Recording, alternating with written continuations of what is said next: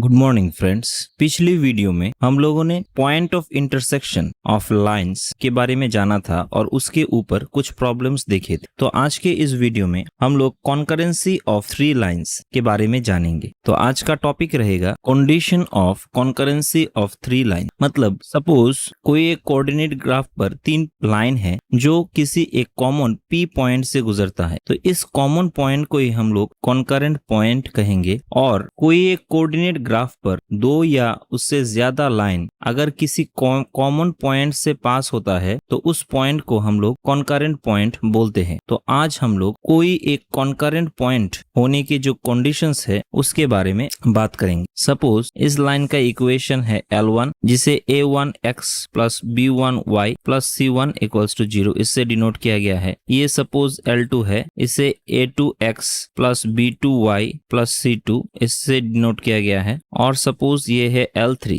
जिसे a3x plus b3y plus c3 equals to 0 इससे denote किया गया है। अब तीनों लाइन की इक्वेशन को लिख लेते हैं। सिंस ये दो line L1 L2 P point से गुजरता है तो पॉइंट ऑफ इंटरसेक्शन से हम लोग x एंड y का कोऑर्डिनेट जो है वो निकाल सकते हैं। तो x का कोऑर्डिनेट होगा x by b1 c2 minus b2 c1 equals to y by a2 c1 minus a1 c2 and 1 by a1 b2 minus a2 b1। तो x आ जाएगा b1 c2 minus b2 c1 by a1 b2 minus a2 b1 and y का value आ जाएगा a2 c1 minus a1 c2 by a1 b2 minus a2 b1। तो यही हो जाएगा P पॉइंट का कोऑर्डिनेट। अब ये P पॉइंट से लाइन L3 भी गुजरता है। तो P पॉइंट का कोऑर्डिनेट को अगर हम L3 के इक्वेशन में बिठा दे तो ऐसा आएगा। तो यहाँ से हम लोग लिख सकते हैं, कैलकुलेशन कर ले, a3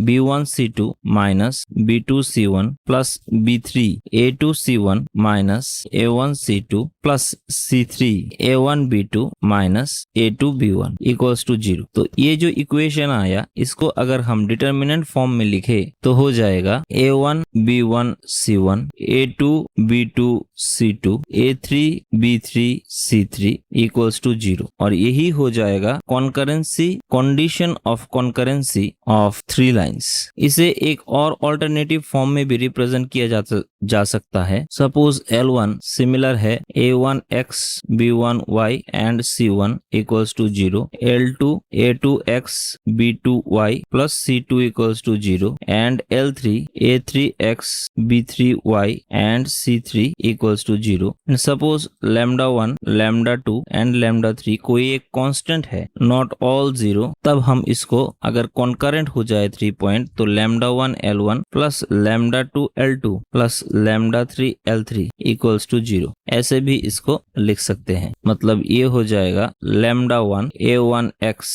plus b1y plus c1 plus λ2 a2x plus b2y plus c2 plus λ3 a3x plus b3y plus c3 equals to 0। तो अब कॉन्करेंसी ऑफ थ्री लाइंस के ऊपर कुछ प्रॉब्लम्स देख लेते हैं। First question is, for what value of lambda are the three lines 2x minus 5y plus 3 equals to 0, 5x minus 9y plus lambda equals to 0 and x minus 2y plus 1 equals to 0 are concurrent. तो condition of concurrency से हम लोग जानते हैं कि three lines अगर concurrent हो किसी एक पॉइंट में तो उस तीनों का कोफिशिएंट का जो डिटर्मिनेंट वैल्यू है वो 0 के बराबर आता है। तो इसे इक्वेशन 1, इसे इक्वेशन 2 और इसे इक्वेशन 3 मान लेते हैं। तो कोफिशिएंट का जो डिटर्मिनेंट वैल्यू आएगा 2 माइनस 5 एंड 3, 5 माइनस 9 और लैम्डा और 1 माइनस 2 और 1 इक्वल्स टू 0। तो ये आ जाएगा 2 into minus 9 plus 2 lambda plus 5 minus lambda plus 3 minus 10, 5 into 2 और यहाँ पर पर minus minus plus 9 equals to 0। तो यहाँ से लिख सकते हैं -18 plus 4 lambda plus 25 minus 5 lambda minus 30 10 plus 9 -1 और 3 इंटू -1 -3 इक्वल्स टू 0। तो -18 और -3 -21 प्लस 25 और यहाँ से माइनस लैम्डा इक्वल्स टू 0। तो यहाँ से 4 माइनस लैम्डा इक्वल्स टू 0 और lambda equals to 4। This is required answer. Second question is show that the straight line L1 equals to B plus CX plus AY plus 1 equals to 0, L2 equals to C plus AX plus BY plus 1 equals to 0 and L3 equals to A plus BX plus CY plus 1 equals to 0 are concurrent. तो इसे हम determinant form को use करके proof कर सकते हैं और directly cross multiplication करके कोऑर्डिनेट निकालकर थर्ड इक्वेशन में बिठाकर भी प्रूफ कर सकते हैं। तो पहले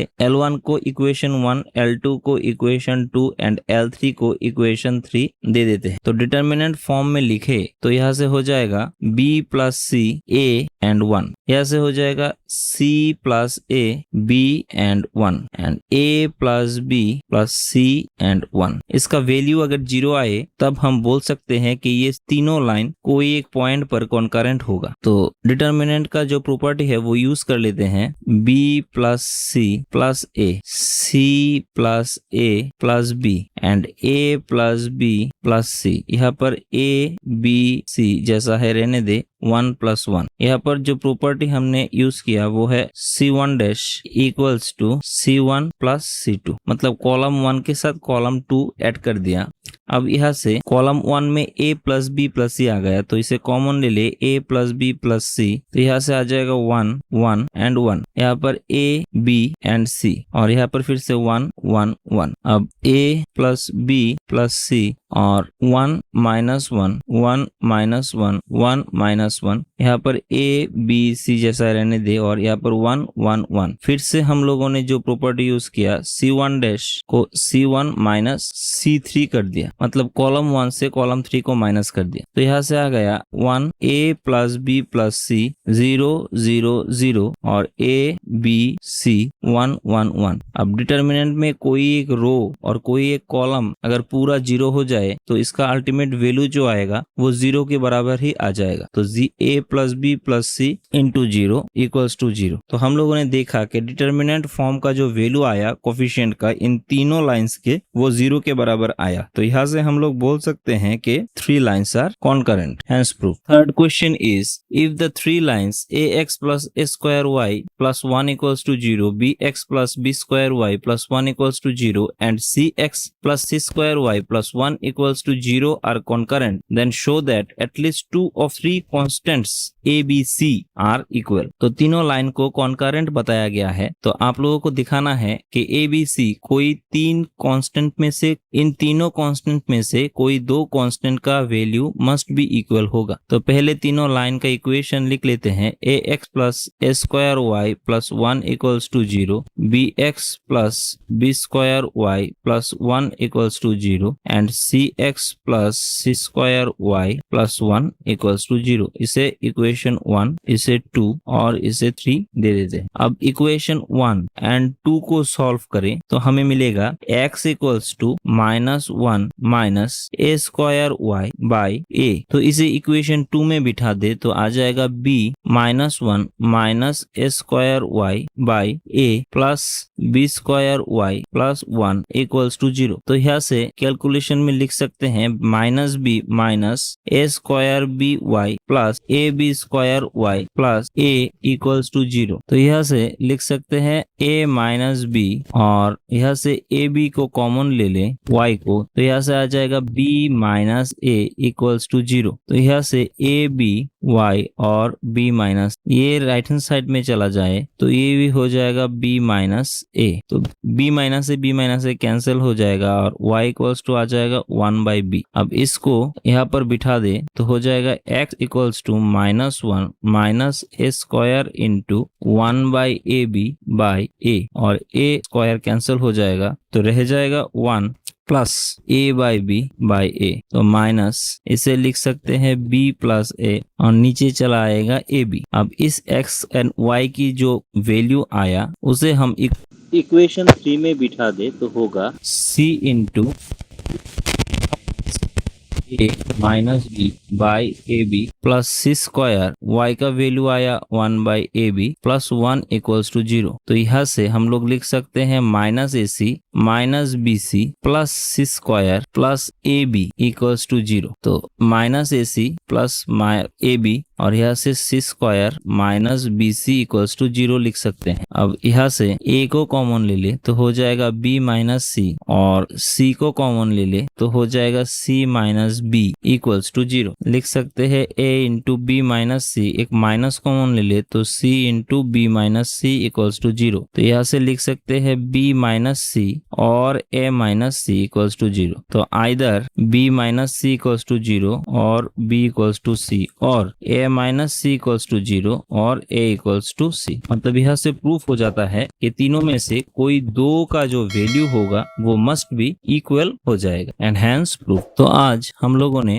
कंडीशन ऑफ कॉन्करेंसी क्या है वो देखा और उसके ऊपर 3 प्रॉब्लम किए। नेक्स्ट सेशन में हम लोग और कुछ स्ट्रेट लाइन के ऊपर करने की कोशिश करेंगे। तब तक के लिए thank you and good bye.